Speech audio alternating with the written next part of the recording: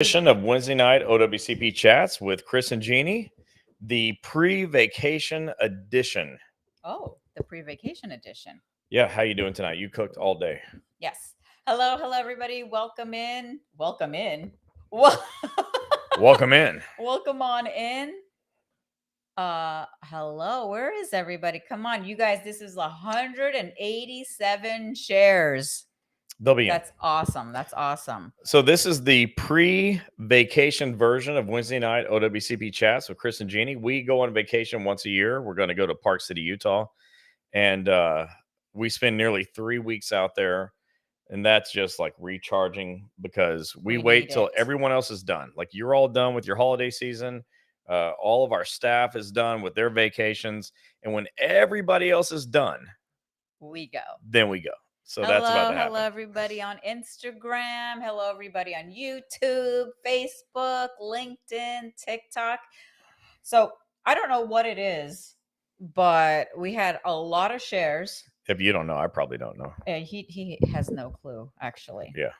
All right. So as you guys are all coming on in, do we have any housekeeping? Well, that's your job tonight. Housekeeping. So we have 2 conventions already. Three conventions already secured for this year. National BOP. Where's that going to be? Las Vegas. Oh God! Don't go to Las Vegas without me unless you want to have the time of your life. We are in. So that's going to be the National BOP convention Bureau with Prison. AFGE, the Bureau of Prisons, the guys and gals, the little tiny people that are like 10 feet tall. Don't mess with them. Yeah. Bunch of left tackles. We already locked in APW for Florida, where I think we're going to be in Miami, Victor said. And, oh gosh, tempting me with a good time again. And then we're off to San Francisco, California for APW state convention. So that's what we have locked in so far. If anybody else wants us, you got to reach out to Gini and let her know. Once we lock it down, that's it. Yeah, we can't do anything else. And you know what? Sometimes we have, listen to this. Sometimes we have family events we have to go to, and we literally turn down important family events to be at this because we know how important this is for you guys to get the training. We're turning down a cruise right now for something important. Oh, we're not supposed to say that out loud yet because I haven't told the gang. But too late. It just got said. Hello from Indiana. I've been on OWCP for almost 6 years.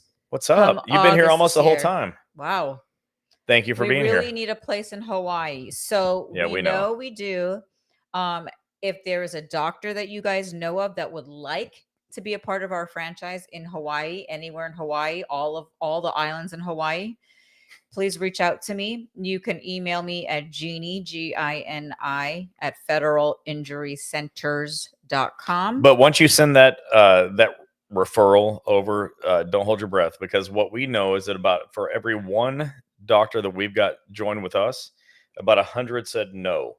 And it's not because we're not good at explaining what we do. It's because what you need is difficult. Yes. And so it's hard. So we have 53 and we're about to add another 7 locations in the next 2 months. 7 locations in the next 2 months. But that'll take us up to 61 in the entire country. And that's only in about 25 states. So we're working really hard to do it. But just understand that whatever you want, we want to, but your doctors usually don't. Yeah, and we're at number 54. We just opened Manhattan. Orlando. We just opened another office in Manhattan. We just opened Orlando. Yeah. All these offices have been seeing patients as of last week. So we're super excited. We saw 27 people already in Orlando. Yep. What? Yeah. And almost all of their claims are already accepted. So that's what we do. Wow. All right. Hello. We have a lot of people on. We have a lot of new folks on, and welcome. I'm Gini. This is Chris, husband and wife, not friends, because some people think we're friends. I'm the husband. Yeah. Or the other, is it known as the other guy? I'm the other guy. And we train and educate and do union conventions, and we teach all about OWCP. We answer all your OWCP questions. If we are not on your Facebook group page, you can send me a request. We will be glad to join your Facebook. Yeah, we'd love to, but too many of your pages don't allow us. So get permission, because we're not trying to overstep our boundaries. And as you guys are on, you will see FIC offices that we have. We have Kate with Federal Injury Centers of Virginia Beach. We have Federal Injury Centers of Thousand Oaks. Irene is on. What's up, Irene? Aw. This girl from Hawaii said, "You both are amazing. Thank you for all you do." Well, you're welcome. You're very welcome. Thank you for saying that. We have Federal Injury Centers of Columbus, Ohio on. What's up, Columbus? We have Federal Injury Centers of, Amy's on, and everybody else is hopping on. Okay. Hi, Amy. So what we're going to discuss tonight, because I know we waited like all month to do this first live. So welcome back. I hope everybody had a great New Year, Christmas. And if you have been following us, you see all of our reels that Robert has been posting. Thank you, Robert. On our chats. And everybody needs a Robert. Yeah. Period. Everybody's got to have that. Like, thanks to him, more of you are seeing us now, and that's good for you. Tanya A. Wood, hello, Gini and Chris. I sent you a message. If you can, please help me. Yes, ma'am. Melissa said, I can't hear you all. If you can hear us, can you give me some thumbs up? Is anybody else not hearing us? Just go ahead and post it, because sometimes, like, I'm really bad with technology, like awful, and because we have like computer, microphones, speakers, headphones, sometimes we screw it up, and I'm awful. All right, so everybody's giving thumbs up. Okay, so if you cannot hear, what you need to do is just check your settings. Get out of Facebook, like all the way, like log out, not log out, but just like, what do? Swipe up and let it be gone, and then come back in. Yeah. Okay, thank you, Mr. Soto. All right, appreciate that. Okay, all right, so just check your settings. It's probably like a speaker thing. Yeah, I have problems like that all the time. Okay, great. Okay, thank you, everybody. So tonight, what we're going to talk about is how to file an injury, whether it be a CA1 or a CA2. So we're going to actually go over what everybody should have posted in their break rooms, a CA10.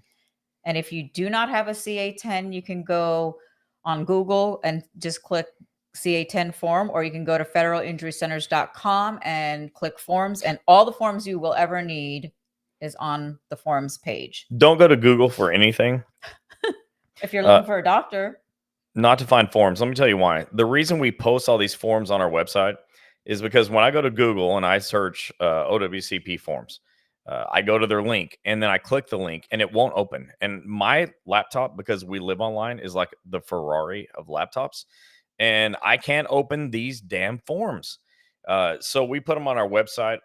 That way they always open. So you can go to federalinjurycenters.com. Check the OWCP forms tab, and every form we mentioned tonight will be there. You'll have no problem printing them. There's no reason for you to have the extra hassle when you need the stuff. You freaking need the stuff. So go to federalinjurycenters.com and click the forms. All right. And then don't forget, share, and share some more, so, as I am doing. The reason why you share is, and I'm going to get into this topic, and I told Robert tonight. So Robert edits our videos and stuff and puts them on the podcast. The podcast, by the way, is called Breaking OWCP. Breaking OWCP. You can find Breaking OWCP with Chris and Gini anywhere that you listen to podcasts. So go to Spotify, Apple, wherever the hell you listen to podcasts, and go to Breaking OWCP podcast with Chris and Gini. Look that up, because that way, like, you're working during the day, you want to listen to it on your ride during the work, you can do that. If you're on the West Coast, and right now it's 5:00 p.m. on the West Coast, and you're just not home yet.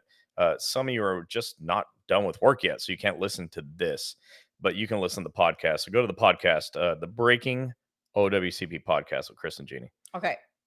So let's get to it. So hold your questions. I know a lot of you are asking some questions about your CA2. We're going to get to the CA2. So let's talk about what a federal employee should do when injured at work. So this is the most basic thing that I teach, but I texted Robert like 15 minutes before we started. I said, Robert, you may have to edit some of this stuff out tonight, because I'm feeling pretty spicy. Oh. And the reason why is because every time I get into the CA10 is called what a federal employee should do when injured at work. Every time I get into the CA10, I start finding my blood pressure going up, because I realize what they're doing, in my opinion, it's not a fact. I've never interviewed anybody that said this. I'm making an assumption that's based on experience. What I think is they're hiding this form from you. It's being hidden.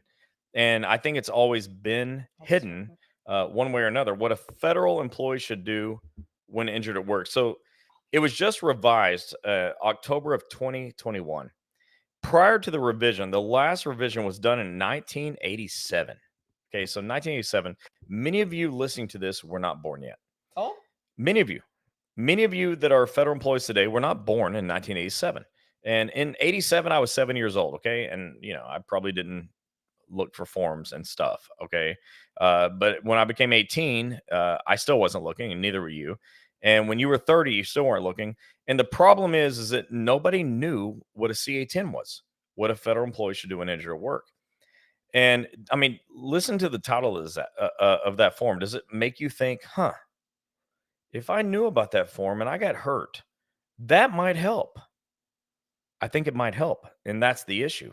Well, so it wasn't posted. And here's what it said: it said, post on employees' bulletin board. It was never posted. I would ask, like, out of the 200 people in this room, how many people ever heard of a CA-10? And 2 or maybe 3 people raise their hand. Well, what about the other 197 people? Well, when they get hurt, they don't know what to do.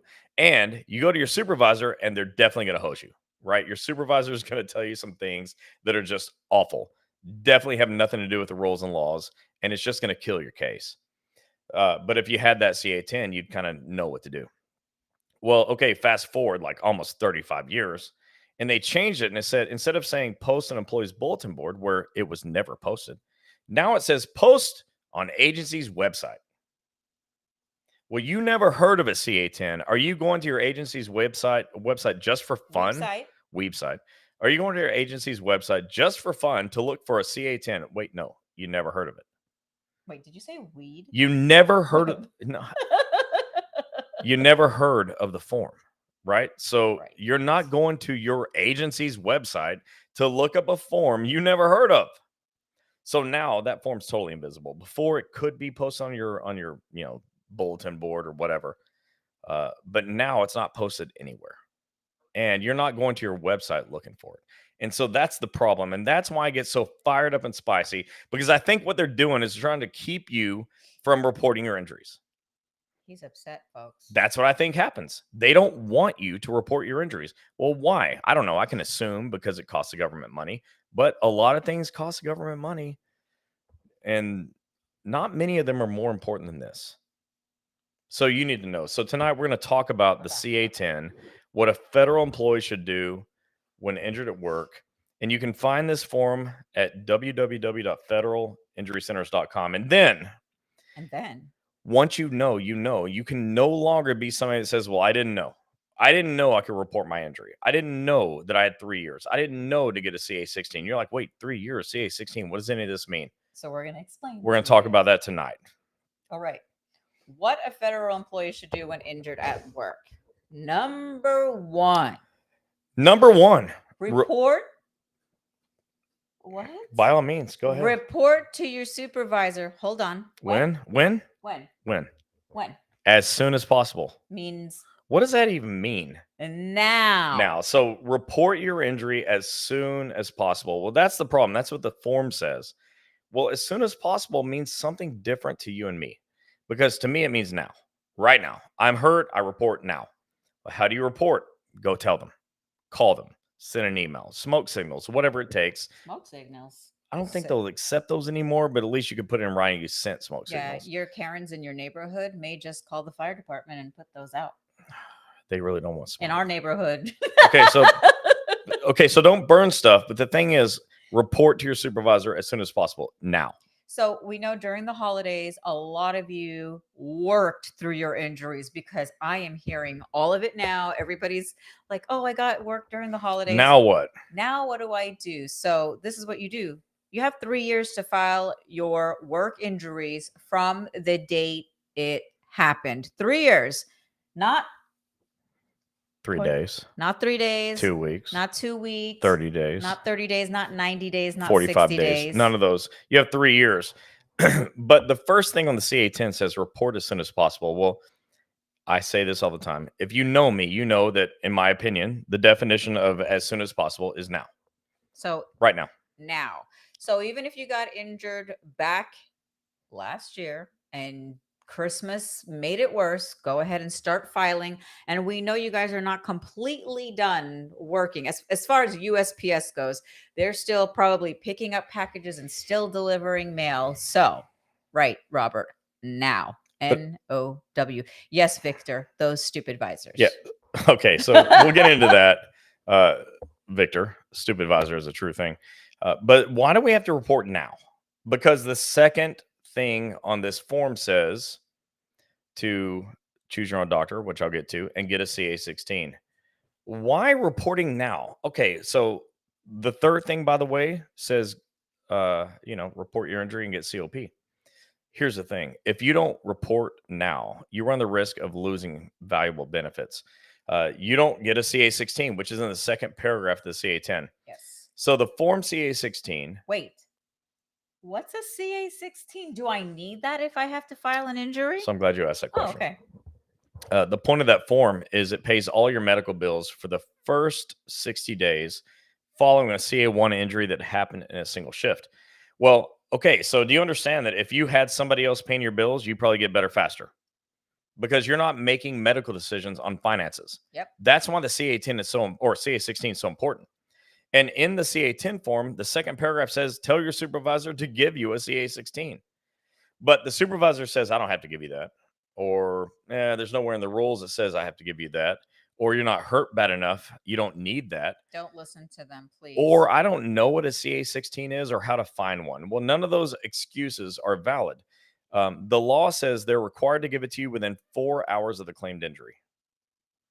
Boom. 4 hours. That's it. So if it's and it doesn't say within 4 hours if it's a valid injury, if you're really hurt, if they think it's bad enough. So what do you do if it's 4 hours and 5 minutes? File a damn grievance if it's 4 hours and 1 second. He said file a grievance. Darn grievance. I said file a damn grievance because what you do is you go to your union and say, hey, look, we are not getting CA16s because if you didn't get it, nobody's getting it. And we got to start filing grievances because everyone has a right to have their medical bills paid by the government. I didn't ask to get hurt doing this heavy job. I deserve to have my bills paid. And that's what a CA16 does. But you must report your injury, an injury that happens in a single shift. Okay. You must report it within 7 days of the injury, but you're hurt now, report it today. But here's the thing. Just yesterday, somebody messaged me and asked me, I would have read it. It's just on my phone as using for Instagram. Okay. So she said her supervisor said she has to choose one. She filed a CA1, number one. She had to either choose if she wants COP or if she wants a CA16. Can I just stop you? How ridiculous. All right. So Victor earlier used the word stupid visor. I'd like to say that I coined that term, but I didn't. But I can tell you this. I did coin this phrase. Supervisors are either dumb or they're acting dumb. Remember, not all of them. We have friends that are supervisors, but not all. But 90% of them. I mean, there's like 5. There's like 5 supervisors that are friends. And those are freaking great guys and ladies. And ladies. Okay. The best. But the other like 90,000 are either dumb or plain dumb, right? I don't have to give you a CA16. Yeah, you do. Well, you're not hurt bad enough. None of your business. Show me your medical license. How do you know? Right? Well, you have to choose COP or CA16. What does that even mean? Because as long as I report my injury right away, I'm eligible for both. Okay, but I'll get into COP in a minute. The deal is that if you report your injury within 7 days and it's a CA1 claim that happened in a single shift, you have a CA16 and you get to have it within 4 hours of the claimed injury. And then that pays all of your medical bills for the next 60 days. That's a big deal. So for everybody out there, yes, you can get a CA16 and yes, you can still check off COP. And if your supervisor says, I don't know how to find one, never heard of one, don't know what one is, go to federalinjurycenters.com, go to the OWCP forms tab, print one off and take it to your supervisor and have them fill out page 1 and sign it. You're off to the races. And those of you that are headed towards retirement, what I get a lot of questions, especially from a couple of the retirement Facebook groups. Yes, file your claim before you retire. You can still get your benefits. Okay. Please file it before you retire. After you retire, it's going to be a little hard and maybe not even be able to happen. So the second part of that second paragraph also says you have the right to initial selection of physician. I am not You have the right to choose your doctor. right. You can choose your doctor. Mhm. Why is that important? Because your supervisor says, go to the urgent care, go to the ER, go to the family practice doctor. Your buddy at work who has best intentions says, go to the ortho for a sprained ankle that will never need surgery. Like, you're going to the wrong doctors. But when you go to the doctor your supervisor tells you to go to, there's your problem, because it's typically an urgent care. Urgent cares are typically run by nurse practitioners or PAs. Most often, no MD is on site.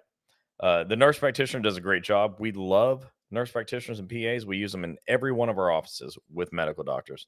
But what happens is the NP does their job, or the PA. They sign everything, no MD counter signature, and your claim gets denied.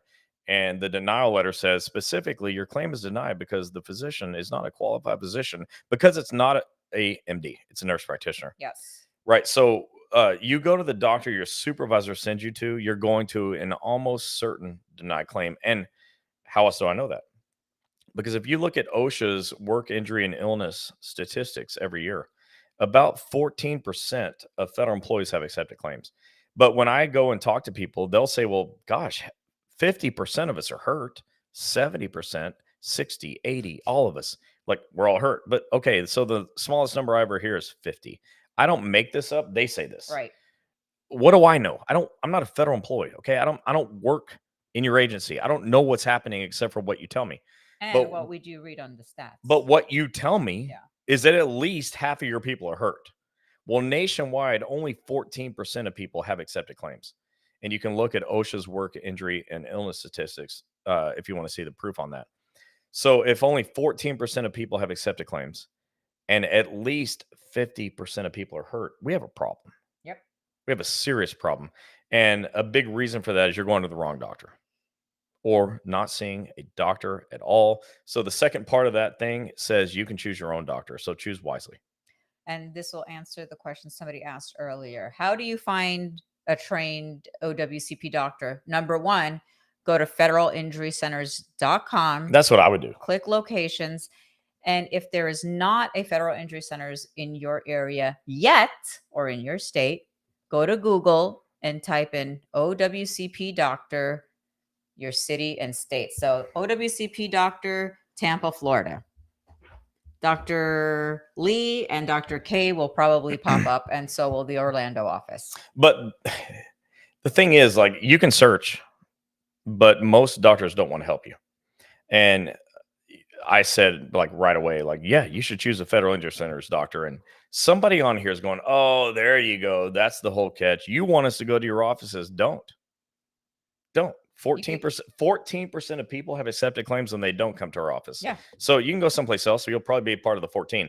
But in the federal injury centers model, greater than 93% have accepted claims. So you can go anywhere you want to go. What we're doing is saying, hey, you can win if you want to. You don't have to keep losing. All right. I'm going to answer this question. Peggy from Texas. Are you guys planning on doing a podcast related to OWCP anytime soon? A podcast? Oh, we already have the podcast going. So there's a bunch of episodes. You can go download it. And how can they find you? Well, if you just go to any place that you listen to podcasts, you just, Spotify, Apple, any place you listen to them. Google Play, I guess has it. Yeah, I think so. What you do, we're not like out promoting it. That's why I'm not sure where it's all at, but it's everywhere. Like, I think literally everywhere. And it's called the Breaking OWCP Podcast with Chris and Gini. Yeah. And the reason we have that podcast is because I wrote some books. This is one of them. You can't see it well, but this is my 4th edition. It's called Breaking OWCP Volume 4, 25 things you can do to win in OWCP. And I wrote these books because you need help. And a lot of people are getting these books. They're downloading them to their phone. It's what I call putting Breaking OWCP in your pocket. Yep. Because obviously, we can't put books in our pocket, but we all put our phones there. So you can download the book to your phone, put the phone in your pocket. You've now put the book in your pocket. Well, what does that do? Well, when your supervisor says, I don't have to give you a CA-16, you can go to the book and you can say, well, the Code of Federal Regulations says not only do you have to give it to me, but you have 4 hours from the claimed injury to give it to me, and you're on the clock, jerk. And so that's what happens when you have the book. So it's called the Breaking OWCP podcast. It comes from the Breaking OWCP book collection. There are 4 volumes. Go to www.breakingowcp.com and download these books to your phone. Well, where's my paper book copy? Not right now. Here's what I want you to do. I want you to put it on your phone, because this whole thing is about winning. It's about winning. It's not about having like a book in your bookshelf. Okay. I have books on my bookshelf, whatever. But this book is about winning. Put it on your phone. You need to have instant access at all times. That's the whole point.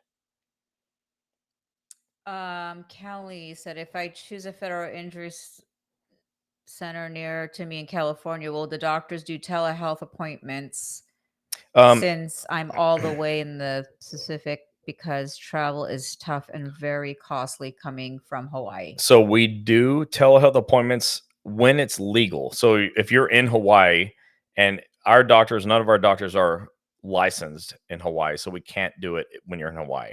But we have regulations, compliance that matters to us too. So we can do telehealth visits when it's compliant. We have compliance built into every aspect of our system, and we don't go outside of it for any reason, no matter what.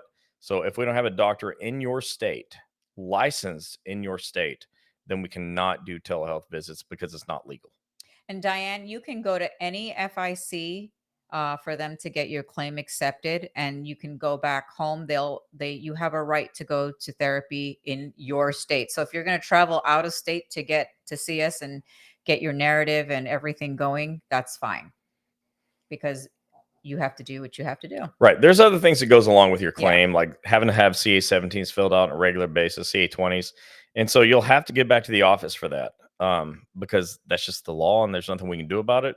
But we do try to accommodate you in the best way possible. All right, back to the CA-10. So there's a third section of this form. It tells you to fill out your CA-1 and CA-2. Now, in the old days, you had to get a piece of paper from your supervisor, and you'd have to say, hey, dear supervisor, I know you're a jerk and you seem to hate me, but I need a CA-1. Can I fill it out? And they'd say no. Or I don't have time. Or I don't even know what a CA-1 is. Or you're not hurt that bad. Or all kinds of crazy stuff. Well, now they can't do that because it's all done online. And so now the third section says go to eComp. It's ecomp.dol.gov. And you can fill out your CA-1 or CA-2 online right there. Then your supervisor gets an email, and they're required to fill out their portion and send it to DOL. And that puts them on the clock, right? They have 10 days to submit that once they receive it to Department of Labor.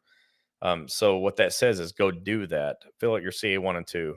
And then the fourth section says how you want to get paid. Now, I've never talked to anybody that didn't care about that.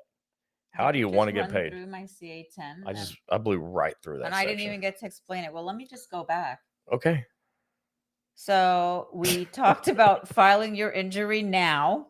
We talked about... I'm used to doing all this, and tonight she's like, for sure, she's doing all the teaching. Go for it. You want to read out of my book? No, I wrote? I don't like the book. All right. So report your injury now. Get a CA-16. Yeah. Remember, the CA-16 is only for a CA-1. Don't forget, you have the right to choose where you want to be seen. Don't let the supervisors tell you other than that.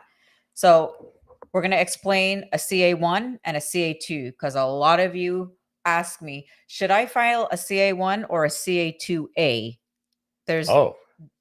No, just listen. CA-1. Go ahead. Oh, it's me again? Yeah, now it's your turn. Oh, okay. All right. So, so there's 2 ways to file a new injury, CA-1 or CA-2. 2A, set that aside for a second. A CA-1 is a form that you fill out on ecomp.dol.gov for an injury that happened in a single shift. You twisted your ankle, you popped your knee, you bent over, you lifted a box, you felt a pop in your back. Those all happen in a single shift. A CA-2 is a form on ecomp.dol.gov that you fill out for anything that developed over time, like low back pain, carpal tunnel syndrome, osteoarthritis of the knee, tenosynovitis, things that develop over time. And anything that develops over 2 or more shifts is a CA-2. Now, a lot of people, here's a problem with that. Like, take letter carriers. Letter carriers' job description says they walk 8 to 10 miles a day. 8 to 10 miles a day. Some more. They lift up to 70-pound packages throughout the day. They carry satchels on their back that are up to 35 pounds. They're not supposed to carry two, but many of them do. They climb up and down stairs, in and out of their LLVs, and they get hurt all the time, but they also have a lot of wear and tear. And they're always surprised to learn that when you walk 10 miles a day for 20 years, your knees might get torn up, and that's covered. That's a CA2. So if you're somebody that's been just like grinding for 10, 15, 20, 25 years, and your knees, your ankles, your plantar fasciitis on the bottom of your feet, your hips, your lower back, because you've been lifting all this stuff, your shoulders are just tore up. That stuff's covered. And a lot of people say, yeah, but I don't remember a specific incident.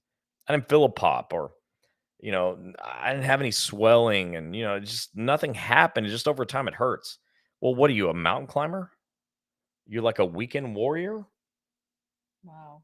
Black court basketball? What are we doing? Snowboarding. Wait, no, you're a letter carrier and you walk 10 miles a day for 25 years. That probably happened. That's a CA2. And most people don't understand that is a claim that gets covered. You have a right to have this stuff covered. You took a job for the government. You didn't ask the government to cripple you. You have a right to get help. You know what? Robert, get that. Get that part. If I was a mail carrier or a rural carrier, I would literally, like if I was back home in Utah, I would literally deliver mail on a snowmobile, just up and down the streets. I think that would be fun. With the blow up snowman. Yeah. Richard Cody, I had a PM that drove me to the ER after smashing my toe, and he filled out the OWCP form for me and got my claim approved and paid. He is long retired, nice guy at times. Well, there's not guys like that anymore. Nope. And if there are, I'd like to meet them and appreciate them like publicly. That's a really nice thing. Victor said, congratulations to Federal Injury Centers of Orlando for their new office. Thank you. Yeah. Already got 27 patients with claims accepted. That's what we do.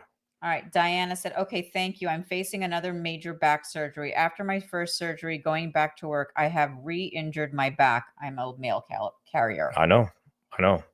That's why this subject's so important. So let's go to the fourth section. First section is report now. Second is get a CA16 and choose your own doctor. Third is go to eComp and fill out your CA1 and CA2. And the fourth is, how do you want to get paid? Well, we were training a DOL group. It's so funny. It's like DOL, including claims examiners, senior claims examiners. We were training for OWCP. It's like, wow, Chris is training OWCP claims examiners. Yes. On how to do OWCP. We were a senior claims examiner. That's true. And by the way, super cool. Had the most insightful thing that I'd ever heard. And so as a result, I teach it to everybody now. So thank you to him. But here's what he said. When you fill out a CA1 and you have to elect COP, continuation of pay, which is good for up to 45 days of time off on a CA1 injury that is reported within 30 days of the injury. It's like, but here's what happens on box 15 of the first page of the CA1 on ecomp.dol.gov. People say, well, gosh, I get A, COP, continuation of pay, or B, sick and annual leave. Well, why would I take my sick and annual? Well, because if your claim's not accepted, you have to pay back COP. Well, to pay back COP means that they take your sick and annual leave. If you choose sick and annual leave right away, they take it right away. That's it. It's over. You took it. So he said, everybody should just take COP. And if your claim's not accepted, they'll just take your sick and annual leave. How are you damaged by this? You would have had all your sick and annual leave taken anyways if you chose it. So choose COP because it gives you a fighting chance. And let me say this now. I've been doing OWCP since 2007, and I've never had a single person of the thousands of people that I've helped. I've never had a single person pay back COP. That's because the only reason you pay back COP is if your claim's not accepted. And I don't know what that means. So take COP. Letter A, box 15 of the CA1, elect COP. The worst thing that happens is they take the sick and annual that you would have given them in the first place and don't give it to them because it belongs to you. It belongs to you. Don't give it up. Oh, so this is another one that came up, and I'll have Chris. That makes me really emotional. No, I know. I see your eyes getting. That really upsets me. Like, since he said that to me, I've been like, I can't believe I didn't think of that myself. you just give away your sick and annual. Yeah. Like, I don't want vacation. I'm hurt, and I'm so glad I got hurt at work. I want to use my vacation time because Vegas sucks that bad. No, take COP. Choose federal injury centers. Get your claim accepted. But the other thing is, you only pay back COP if your claim is ultimately denied. What does that mean? You give up. That's what it means. Don't give up. Don't give up. Don't let them bully you, guys. Do not let them bully you. Don't give up. Know your rights. And this is why we're here to educate and train and let you know that there's places around the United States, and we're trying to get many more going for the help that you guys need. That's right. Christy Alvarez, if my doctor isn't certified in the 6th edition and gives an MMI rating, how do I go about getting my schedule award? Just message me. Your doctor doesn't have to be certified. They just have to know how to do it. Yeah. Certification is irrelevant. Yeah. If you have any issues with schedule award, just private message me after the live. Yeah. They don't have to be certified. They just have to know how to do it. Lisa, I have a question. If you're on OWCP and I have an appointment says 8:30, I start work at 5 a.m. Do I have to clock out and go to the appointment, or do I get paid to go to the appointment and return to work when I'm done, finish my day, and clock out and go home? If you're a rural carrier, you have to take the whole day off. That's just your contract with the agency. Everybody else, you can use LWAP, and you can take up to 4 hours of your work shift on LWAP to be out of work. Diana, any plans to open FIC in Michigan? We are working on that. Actually, Joe is actually working on that. We have plans to open up everywhere we're not. Yes. We haven't gotten complacent. We're not trying to not open. We have 7 offices coming soon. And our goal this year is to open 36 minimum. 36. That's 3 per month. New offices, which would take us up to 90 offices. So we got Dr. Dorfman with FIC of Melbourne and Titusville and What's up, Doc? Orlando. John Reverend said, "What up?" John, what's going on? TSA in the house. Kim said, "I travel 7 hours to Quincy, Massachusetts. It's worth it. I would have lost everything if it wasn't for Chris and Gini." Oh, how sweet. I'm sorry you have to drive that far. Message me and let me know what state if you're not in Massachusetts. And let me say this. I've been to the Quincy office. They're friends of ours, obviously. But they did that work. And so I can't take the credit. I mean, our franchise offices are trained so well. Okay. When they sign up with us, they have at least 1 month of training before they can see a single patient. And Dr. J and his staff over there, they're just crushing it. And they have since day one. So thank you for giving us the credit. But our franchise offices are killing it every day. They're doing the work. We got Dr. Hobbs from Salt Lake City. What's up? What's up, Dr. Hobbs? He's a doctor of physical therapy, right? Yes. DPT, right? Yeah. He's DPT. Yeah. All right. What else we got? Let's see. Kim said, "I appreciate you two so much." Aw. Kim, you're in New York. We have a Manhattan office. And a lot of the boroughs coming soon. In fact, Dr. Malemi in Manhattan is looking at Buffalo and where is someplace else? Anyways, in what do you call North New York? Albany yeah, or but what do you Buffalo? call upstate. So a couple offices upstate, and we're going to be looking at all the boroughs too. Yeah. Let's see. Oh, there you go, Kevin Andrew. What's up, Kevin? If you're close to Cleveland, come visit them. All they do is win. Oh, Gilberto Soto said, "I have a bilateral CTS case approved." Well, that's awesome. That is. That your case is approved is awesome. Richard Cody said, "I had another injury and my supervisor told me I have to choose a doctor within 25 miles. I said, I'd love to, you know what? When these supervisors are telling you guys it's like, where are they reading this stuff? False things that they're telling you, I would love to see where they're getting their information so we can share it with everybody else." So the CA-10 says you have the right to initial selection of physician, period. It doesn't say initial selection of physician if it's within 25 miles. And you're able to get paid for up to 100 miles round trip. That's 50 miles each way. So at least 2 times what your stupid advisor told you. Yeah, and so he said, "I said, not true. The mileage requirement is only for mileage reimbursement, which is now 100 miles. Which is not your supervisor's problem. That's your problem. That's their job is to fill out the forms and get the hell out of the way. So get breaking, OWCP.com. Go to breaking OWCP.com and download the books. There's 4 volumes. I'm sorry there's 4, not 1, but I wrote them at the speed of thought. But here's the funny part. When you do have them downloaded, and it's not even about buying it, it's having it and go, no, it's not. Look at this. Show them the law, because all The Code of 4 Federal Regulations books says have the laws in them. Yeah. Every book has all the laws and CFR codes, and all you have to know is like the table of Yeah. contents. Because your supervisor says some stupid thing. You just go to your table of contents and go, oh, wait, what does it say here on the CA16 section? yeah, I mean, me personally, if a supervisor said that to me, I'd be like, can you just show me that in writing? Show it to me. And then wait, And they wait. can't. Yeah, They can't, but you can. right. It's powerful. It's so powerful.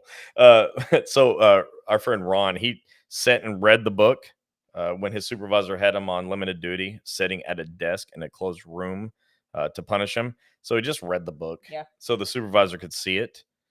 He didn't get messed with anymore either. Yeah. Okay, so let's recap on the CA10. Yeah. Go ahead. Okay, so the CA10 is what a federal employee should do when injured at work. You can find it at www.federalinjurycenters.com. There's a tab at the top that says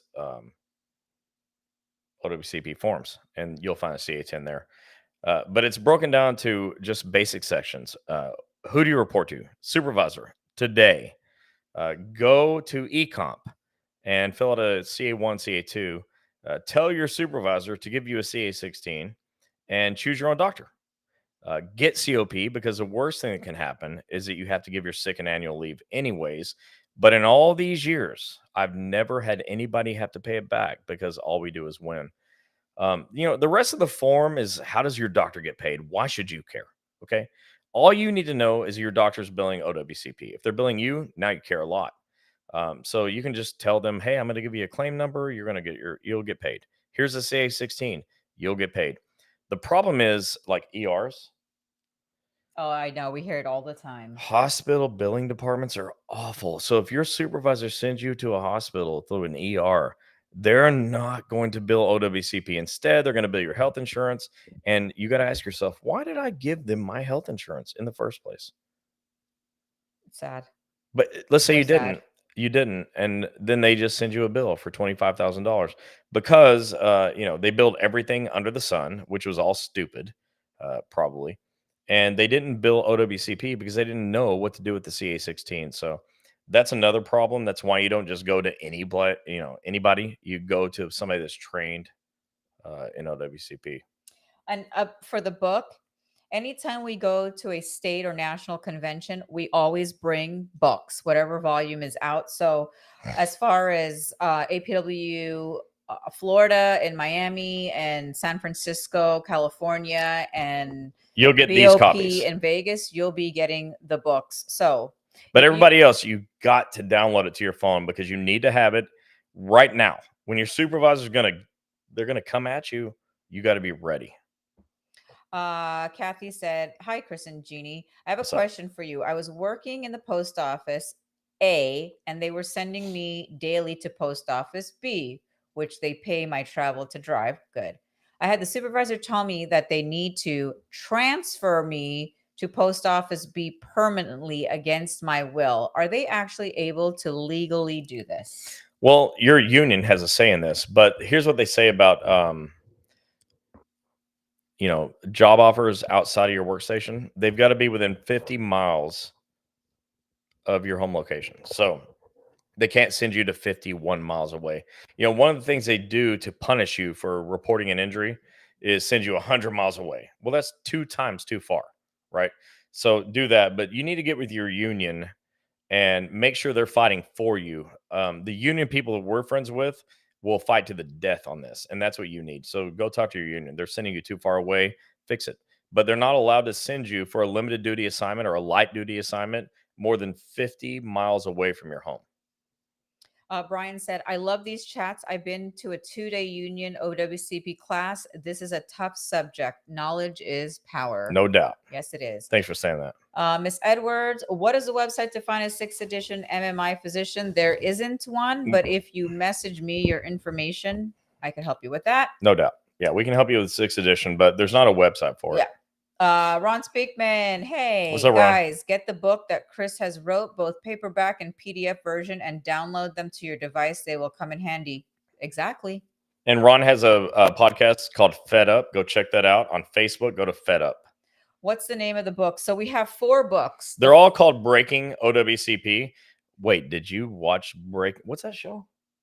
Breaking Bad. No, I hated it. Oh my gosh. He didn't even watch but like couldn't get through 3 episodes, and I know it's a slow start, but you got to give it a chance. I can't watch losers doing losing things, but here's why I wrote the book and I called it Breaking OWCP. Diane, there's volume 1, 2, 3, and this one he's holding is 4. Number 4.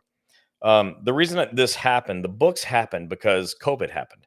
And Gini and I had just got done with a year. We flew 54 times out of 52 weeks to train federal employees about OWCP. And then, boom, the government locked us down. We couldn't go anywhere.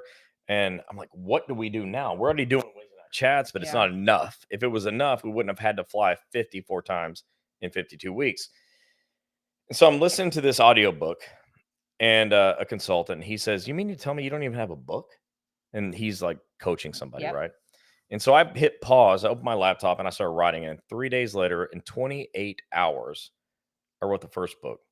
Then I wrote the second, then the third, then the fourth. And it just turns out that like this is what you need. We might do a combination of all and make it into a book, but it's going to be a pretty hefty price if we do that. Well, so and I don't like to charge a lot, so I'll probably never do it. I like it to be cheap because I want everybody to just be like, yeah, it's a no-brainer. Just get it. I charge enough to pay for the website, basically. Oh, yeah. And you could, like this one that he has here, you could read this probably in an hour. Like, no joke. The font is not little. Like, see, like Victor said, all 4 books are very easy to read and understood. I mean, Chris wrote it so a 4th grader could understand it. But the point is not to sell books because that's not why we're here. Like, we were here for years before I had the first book. That's not what we're doing. But I realized when the lockdown happened is that could happen again. People need more information, not less. And not enough, not nearly enough people are trying. So I do the best I can. We do this, we have the podcast, and we write the books. So breakingowcp.com. You don't have to buy the books. You don't have to go to federal injury centers if you don't want to. You're welcome here, right? You have a problem, we're going to solve it. You don't have to go to my office. You don't have to read my book, but they are available to you. Melissa, if you're under OWCP doctor, does the doctor there can rule you MMI if there's nothing else they can do? Yes. In fact, MMI stands for maximum medical improvement. And the definition of that, the layman's definition, is there's nothing else I can do. So let's say the doctor says surgery would help. And you say, but I don't want surgery. Well, you're at MMI because there's nothing else I can do. That's MMI. Kepali, Miss Harp, sorry, it's a cute little Hawaiian name. My condition hasn't gotten better since 2021, and I saw a second opinion doctor this month. He says in his second opinion that I'm able to work. Based on what my doctor says in the CA20 differs greatly from his opinion. My doctor says I'm disabled and unable to work based on her findings since 2021.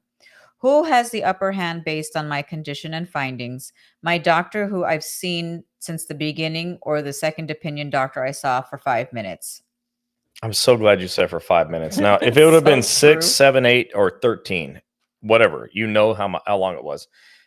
So the way it works for second opinion visits is they take the preponderance of the evidence. They say, hey, we got your doctor's report. We got the second opinion doctor's report. Which one makes more sense to us? Which one is better? And so your doctor's report has to be better than their doctor's report. But what we tell people is, first of all, when you get to the second opinion, you have to go. You can't avoid it. It's required. If you don't go, they'll cut your benefits off. So you have to go. Yeah, because a lot of you ask, do I have to go to the second opinion? I get that message. The answer is yes. Yes. You must go. They will cut your benefits off until you relent and say, yes, fine, I'll go. So don't push back. But what I tell you is document what time you show up. I got in at 8:58 a.m. Document what time you signed in. I signed in at 9:02 a.m. Document what time the medical assistant brought you back. I was brought back at 9:16 a.m. Do you notice I didn't round to the nearest 5? Right. This was the time to the minute it happened. What time did the doctor come into the room? The doctor came into the room at 9:24 a.m. What time did the doctor leave the room? 9:26 a.m. Document the hell out of this visit. And then write a narrative report. And when I say narrative, it can be one paragraph. I showed up at this time. I signed up at this time. I was taken back at this time. The doctor saw me at this time. The doctor left at this time. Here's what the doctor did during the visit. Here's what the MA did. Nobody looked at me. Nobody touched me. Nobody talked to me. They barely said anything to me. I offered them documentation. They refused to look at it. And the other thing I say is take your doctor CA20, your doctor CA17, your doctor's narrative, and hand it to the second opinion doctor. Don't give it to the receptionist, the MA, or anybody else. Hand it to the doctor. And then if the doctor refuses to take the documents, you say, at 9:23 a.m., I handed these documents to the doctor. These are the documents I handed, and the doctor refused to take them. And 2 minutes later, the visit was over.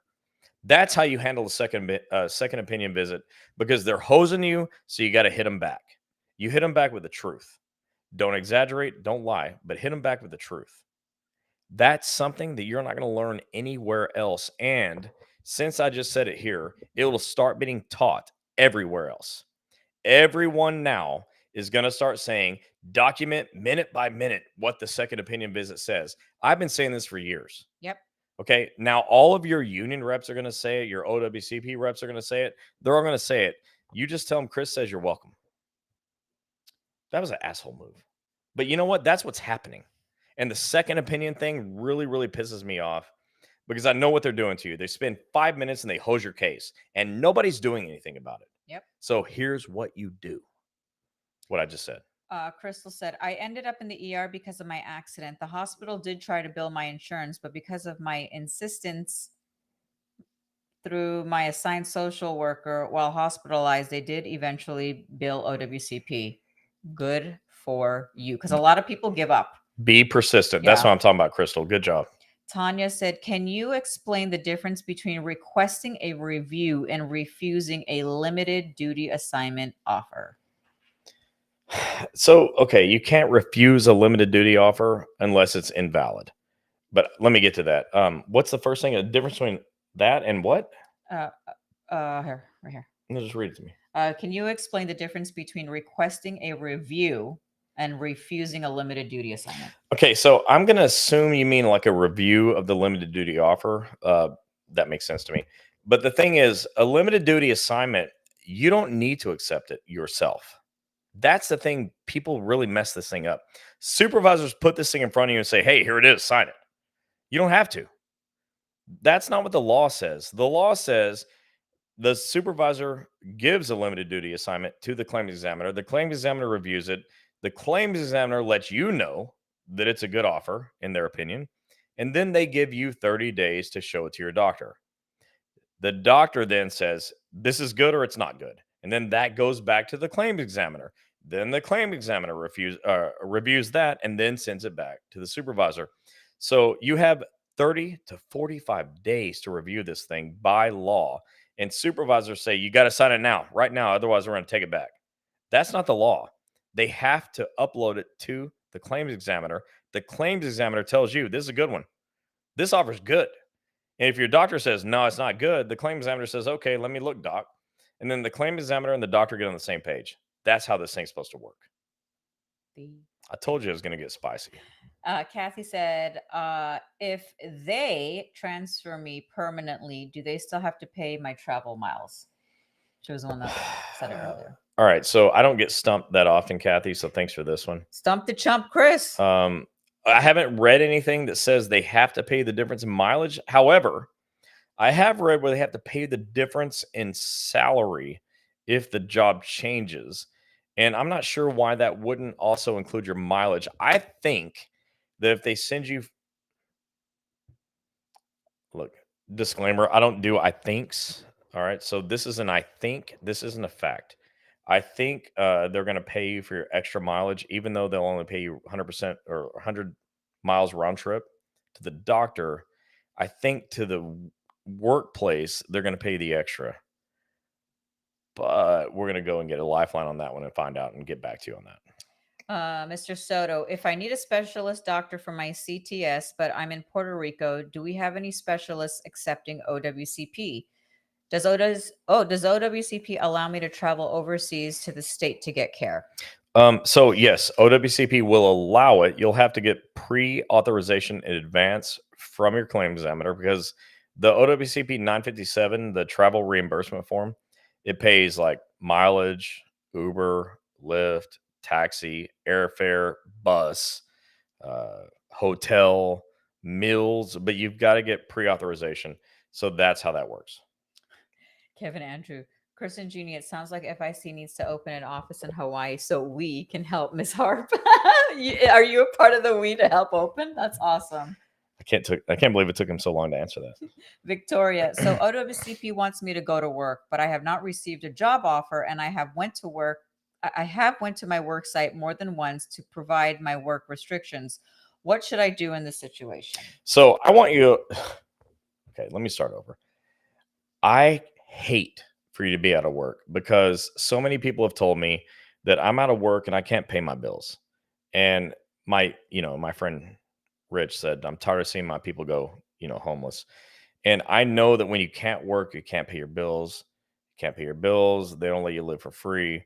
And that's why I want you to go clock in, right? So if like you have a limited duty offer or your doctor says you can go work and they won't let you work, you got to have your union fight for it. And that's what they're there for, right? They're there to fight. Victor's here. He'll tell you, let's fight, right? And he'll do it. So that's what you have to do. You got to fight for it. But if they send you home, guess what's going to happen? What's going to happen if they send them home? They don't get paid. You're going to get paid. You're going to get paid. If management sends you home, Yes. you're going to get paid. But I want you to go clock in because I don't want you to jump through hoops. And so we're not the company doctor. We just understand you want to get paid. You want to pay your bills, right? So we want to get you back at least a limited duty so that you don't get hurt and you also can clock in and they have to pay you. Make your union fight for you. Yes. And if your local doesn't, try your state, then try national. This is what we tell everybody all the time. In almost every union, almost every union, we know somebody that wants to fight for you. Yeah. Miss Harp from Hawaii says, I wish I would have known this before I went in because it is exactly what happened. What can I do now? Still submit my own narrative of the appointment? Well, you definitely do that. You have your doctor write another narrative report explaining why the other doctor is wrong and why he's right or she's right, and upload that to eComp because the claim examiner says which report is better. So get a new report. And she said, please, please, we need you in Hawaii. We know. And I'm really sorry. We know. It's just like for every one that we have, there 100 said no. We fight like hell to get doctors to say yes to you. But in the end, do you really want us to have people we had to beg to help you? Or halfway through, they don't want that, they We've don't want to do it. We've had those too. We've had that too. So we don't want to have to beg people to help you. We want people that are fired up to help you. There is a lot, and the issue is there's so much paperwork. This There's is a why lot. this is why the second opinions walk in and out in like less than 5 minutes. They don't want to deal with the paperwork. And our doctors have to add a whole bunch of staff to run this program because we don't cut corners. Yep. It's just not part of the deal. We don't cut corners at all.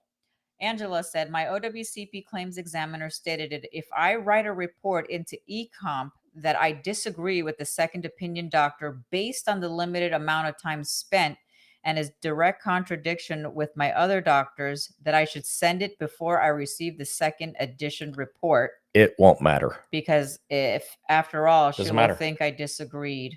Doesn't matter. Let me tell you why. And it's not that your opinion doesn't matter because it matters. It's you. But they're going to weigh medical opinions and you don't have a medical license. Like my opinion, and I am for sure the expert, would not matter. Compared to the second opinion doctor, they go, Chris Helms, who the hell is that? What's his medical license number? Oh, he doesn't have one. So it doesn't matter. Just making sure my eyes and that's not a knock on you. I'm just saying that's how they work. Yeah. Victor says you have to fight for your rights. Yeah. Absolutely. Nestor says, I have limited duty offer. I accept it. But 2 weeks later, they told me they no longer have a job for me with this limited duty. Yep. Also, I've been out for 2 years. I had 2 surgeries. I haven't gotten better. My knee is getting bad. When do I qualify for a schedule award? All right, so I'm going to answer this more thoroughly than it's gonna cause a lot of questions. So let me tell you this: don't ask me schedule award questions because we don't have time for that. I'll do a whole schedule award thing here. We don't have time. We also don't have time for an entire federal disability Yeah, lesson. we bring Eric Blowers on, the federal attorney, and he does all of that. So we will be bringing him on, say like maybe March. With that said, uh, you can't work. They won't give you work. What do you do? Well, yeah, you can get schedule award, of course. If you have a body part that is rateable, like an impairment rating, you can get a schedule award. You can get federal disability. But the problem with disability is once they approve it, if they approve it, you get 60% of your income in year one and 40% in year two. You can still get another job outside of the federal government and get an additional 80% of your previous income. That's nice. By year two, you can be making 120%. But you have to jump through hoops to get there. The best thing is to get better. That's not possible for everybody. And not everyone is going to be eligible for schedule awards. That's why I don't like to talk about it unless I have the full hour, right, to discuss it because it gets confusing. And not everyone can qualify for federal disability because doctors have to write narrative reports that get that done. And doctors don't write good narrative reports. And when we're not saying, yeah, just go to our doctors. It literally, No, I mean, if you should ask actually. any of the doctors Should. that we have, the amount of training they have to get and stay current with things that we hear, it's a lot. They get weekly training, like Yeah. daily. Their staff is trained every day. We train somebody on something every day of the week, Monday through Friday. And that's what's different between federal injury centers and anybody else. But the problem is, and the reason, like, yeah, if we had federal injury centers on every street corner, everybody'd be fine. We could just like stop the live, not have to teach this anymore because every doctor that we train knows how to do this. Right. The problem is, you're in Nebraska, Iowa, Idaho, North Dakota, South Dakota, Montana, right? You're just like, we don't have anybody here. What do we do? And that's why I wrote these books, right? So you got to get the books. And you got to kick your doctor in the ass and make them go. Our doctors, you don't have to kick in the ass so much, but it's just, this is a complicated system. OWCP, schedule awards, federal disability, they're complicated and nobody wants them. And why not? Because doctors like to get paid for what they do, and they don't get paid if your stuff's not approved, and they don't know how to get it approved. That's why our doctors love it, because we get them all approved. Kathy said, I'm fighting to get work. Supervisor only allows 2 hours per day. Well, the supervisor's probably a dummy. I mean, I'm just guessing. I don't know your supervisor, but he or she is probably, low on the IQ level, and they don't know how to find limited duty assignments. But what they're required to do by law is make every possible effort to find a good limited duty assignment, send that to the claims examiner, let them look at it, have them send it to your doctor, let him look at it or her, and then say yes or no. That's how it goes. Chris, this is I'm going to answer Christina's message, and just this goes for everybody. She said, paperwork and working and handling your case is harsh. When do I get an attorney? So Almost first never. of all, if it is possible for you to find, whether it's us or any federal work comp doctor, go there like our offices. Everybody's trained and can help you over the phone to get the process started. That's why when a lot of you call me, I'm like, call the office that's near you, because I'm going to explain it. They're going to explain it. So you might as well just call the office. The case managers are all trained. And like Chris says about training, they get trained every week. And our case managers work with all the case managers every week to answer these questions. We have an intricate system to make sure that everything for you worked good. That's the whole point. Tanya said, I was offered a second limited duty assignment and I requested a review today at my preliminary hearing. I was told that because I did not sign the offer when asked, it looks as if I turned down work. I was trying to explain to the judge I had a right for a review. They are making it seem like asking for a review is the same as refusing. I did not refuse to work. I just wanted someone else to review it. What do you think about that? So that is not right. You have 30 days to think about it. 30 days. I'm surprised that a judge is involved with that. It's not really a judge. It's somebody who doesn't know their Oh, butt from a hole in the ground. yes. So I'm looking in one of my books, like, where's this at? I've written so much about it. Hang on. Keep going. Okay. So, where'd you go? Where'd you go? Where'd you go? Tanya, he's looking this up to tell you. Christina, if the first doctor did a bad job at surgery, what do I do about that? Oh, what do you do about that? Change doctors. Absolutely. Go get yourself your own second opinion, doctor. That is crazy. Okay, let me go back to limited duty assignments. If you're in volume 4, 25 things you can do to win an OWCP. 21, there's 25 things. Number 21 is don't be bullied into accepting limited duty offers today. This one is constantly done wrong. Your supervisors are constantly putting a limited duty offer in front of you and telling you to sign it now or it'll be pulled. It's total BS. It happens because they don't know the laws and you don't either. So here it goes. So chapter 2, 0814, job offers and return to work. Number 4, offers of employment. Paraphrase, it says this. If the agency can provide alternative limited duty work, it will make an offer to the injured employee and provide a copy to OWCP. What? And provide a copy to OWCP, to the claims examiner. Okay. So why do you think they're required to give a copy to the claims examiner? Well, here's what the law says. OWCP, this is 20 CFR 10.516. OWCP shall advise the employee. Wait, OWCP, the claims examiner advises the employee, advises the claims examiner advises you. Okay. That it has found the offered work to be suitable, and afford the employee 30 days to accept the job or present any reasons to counter OWCP's finding of suitability. So what happens is the claims examiner puts out a limited duty offer. It goes to the claims examiner, and then the claims examiner tells you if it's a suitable offer. And then you have 30 days to show it to your doctor. Whenever your agency says you must accept this now or you can't have it at all, they broke the law. Victor says, Chris and Sarojini know me as Central Florida Area Local 1462 APWU shop steward. I will fight all the way to the end to make sure employees are represented the correct way. I'm telling you, for an APWU guy, he's on it. Like, no joke, he is. Everybody should be like APW. Yeah. Actually. Samara Marie, I was told I could go back to work with restrictions. Work is saying they have no work for me. I have been out for a year next month. OWCP sent me something saying USPS has to hold my job for a year and then they'll send me to vocational rehab.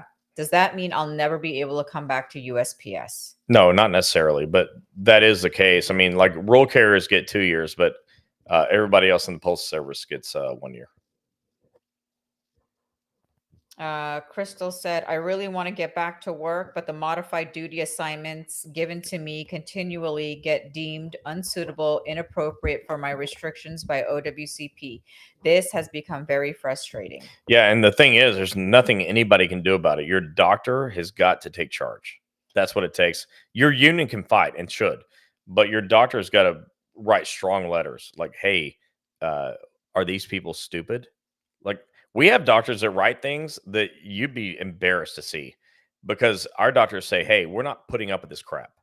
Why are you abusing these people? And we put it in our letters all the time. We had one doctor, just side note, somebody stepped in a hole. There was a hole in a ditch, and they told their supervisor, I stepped in the ditch and twisted my knee. On the CA1, she said, I stepped in a ditch and twisted my knee. And the supervisor said, my knowledge of the facts of this injury don't agree with this person because she told me she stepped in a hole, but she wrote she stepped in a ditch. Come on, people. So the doctor wrote, the hole was in a ditch, you idiot, and then wrote about it.